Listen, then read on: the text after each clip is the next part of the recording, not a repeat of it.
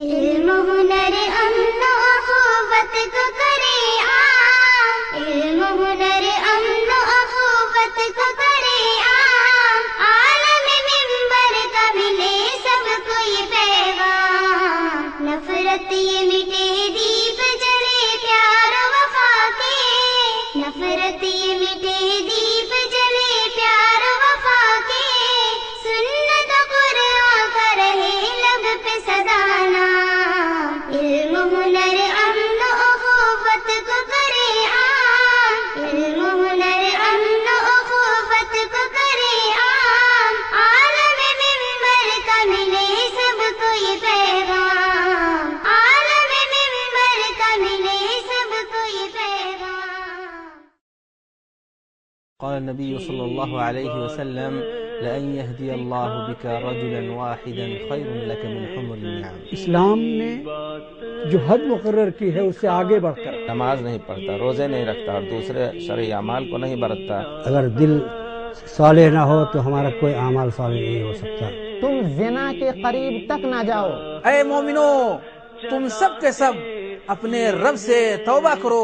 ایسی تمام باتوں کو جس سے عورت کی عزت اور حرمت متاثر ہوتی ہے اس پر بٹا لگتا ہے۔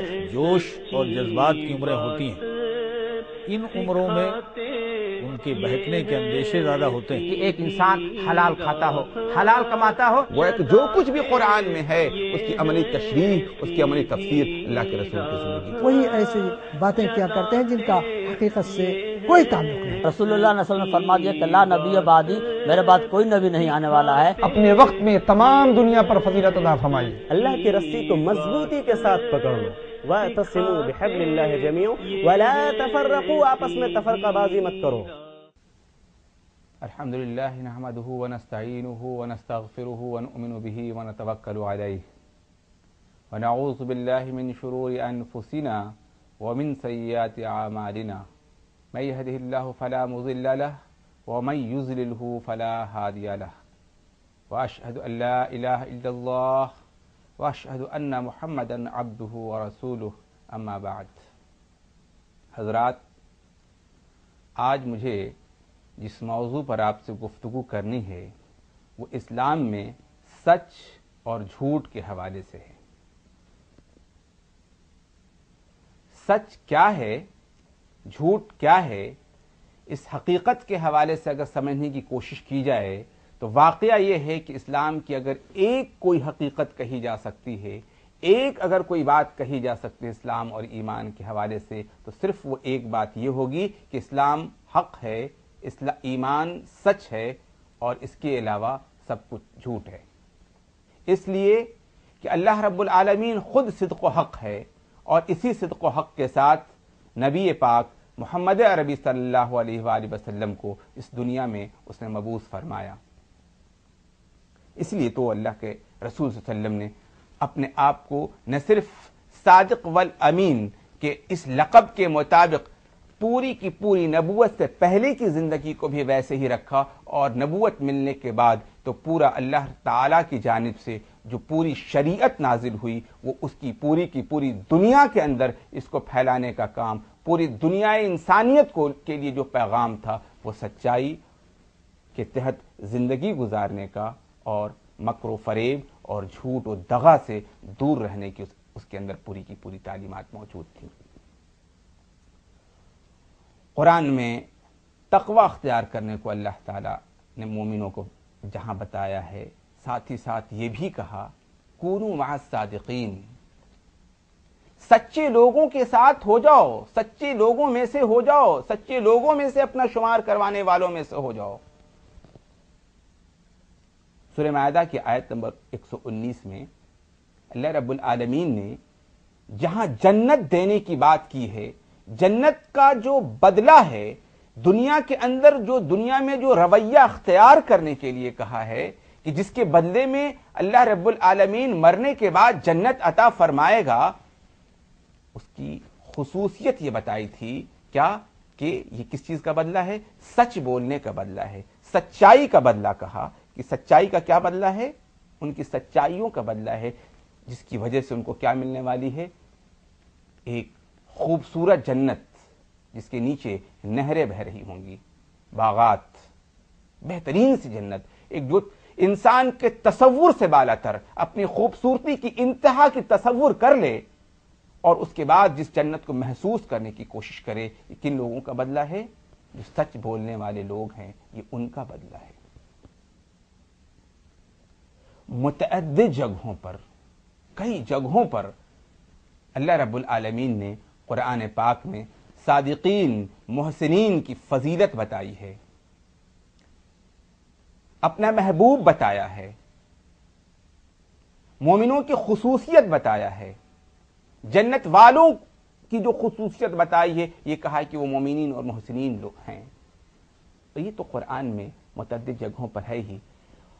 اللہ کے رسول محمد صلی اللہ علیہ وسلم کی زندگی اور خود احادیث پاک کے اندر مومنین، وہ مومنین جن کی بنیادی علامت ہی سچ بولنا ہے، جن کی سچائی ہی پہچان ہے، ان کی بڑی فضیلت بتائی۔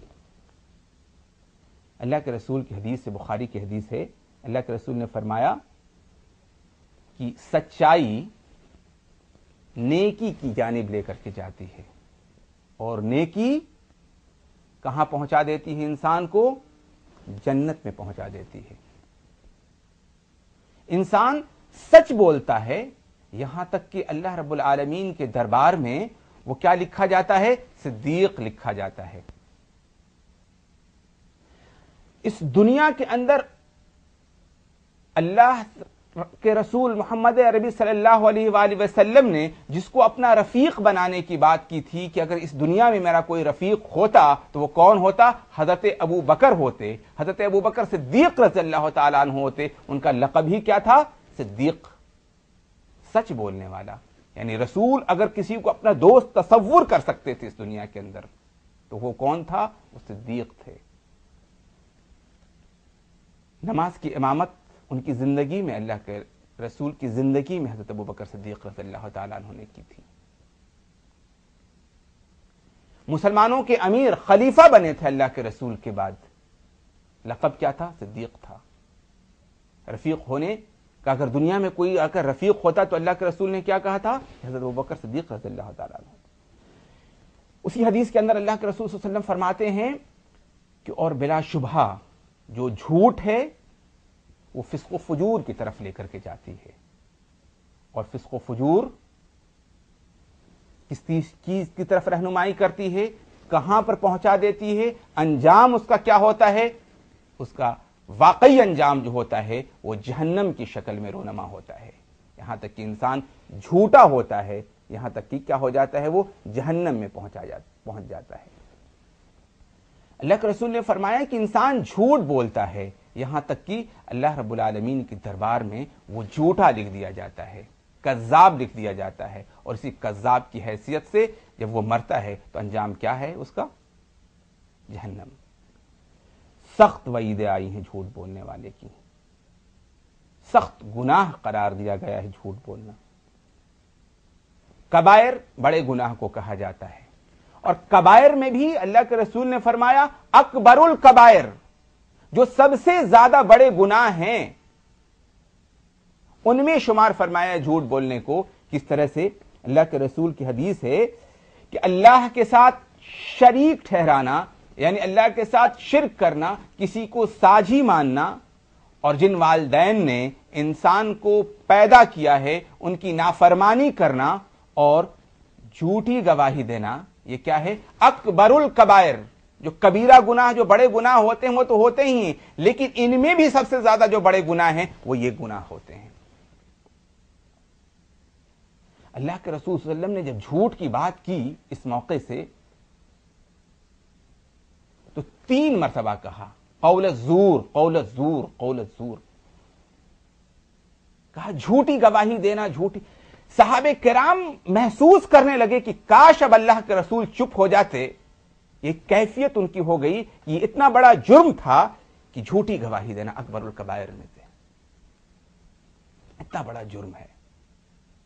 ظاہر سی بات ہے کہ والدین کی نافرمانی خود ایک حقیقت کا انکار ہے، اس کی بنیاد بھی اگر دیکھا جائے تو جھوٹ پر ہے کہ جنہوں نے پیدا کیا اس وقت جبکہ انتہائی کمزور تھا انسان جس نے تربیت کی، ظاہر سی بات ہے جو اس کے ساتھ محسنانہ رویہ نہ اختیار کرے، اس کے ساتھ حسن سلوک کا معاملہ نہ کرے، اس سے بڑا مجرم اور کون ہوگا؟ اور پھر اس سے بڑا مجرم کون ہوگا جو پوری کائنات کے خالق و مالک، پوری کائنات کے رازق کو نہ مان کر کے کسی اور کو اس تک پہنچنے کا ذریعہ سمجھنے لگے، کسی اور کے ذریعہ اس تک پہنچنا شروع کر دے، کسی اور کی پرستش شروع کر دے، ظاہر سے بڑھ کر کے اس سے بڑا مجرم کون ہوگا؟ لیکن ان دو بڑے جرموں کے ساتھ ساتھ اگر تیسری کسی چیز کو اللہ کے رسول نے کہا کہ اللہ تعالیٰ شمار کرتا ہے تو وہ کون سی چیز ہے؟ وہ جھوٹ ہے، قول الزور، کہا جھوٹ بولنا ہے، جھوٹی گواہیاں دینا ہے۔ اللہ رب العالمین ہم سب کو سچائی پر چلنے کی توفیق عطا فرمائے، سچی زبان عطا فرمائے، سچائی کے ساتھ جینے کی توفیق عطا فرمائے، کہ یہی چیز دنیا میں بھی کامیاب کرنے والی ہے، اس لیے کہ دنیا کے اندر بھی سچے ہی انسان کی قدر ہوتی ہے، اور مرنے کے بعد بھی بہترین بدلہ سچے ہی لوگوں کو ملنے والا ہے۔ اللہ رب العالمین ہمیں جھوٹ سے بچائے، ہمیں جہنم سے نجات دے، اور تمام مسلمانوں کو سچائی پر اتنا یقین رکھنے والا بنا دے کہ سچائی ہی ان کی پہچان بن جائے، اور اسی سچائی کے ساتھ ان کی دنیا گزرے، اور اسی سچائی کے ساتھ یہ موت سے ہمکنار ہوں۔ اللہ رب العالمین ہم سب کو نیک بخت بنائے اور جنت الفردوس عطا فرمائے۔ وآخر دعوانا ان الحمدللہ رب العالمین۔ نام تو نے محمد علی رکھ لیا، کیا یہی بس مسلمان کی پہچان ہے؟ وقت تجھ کو نہیں بندگی کے لیے، وقت تجھ کو نہیں بندگی کے لیے، حق سے غافل ہے تو زندگی کے لیے، بندگی چھوڑ دی زندگی کے لیے، کیا یہی بس مسلمان کی پہچان ہے؟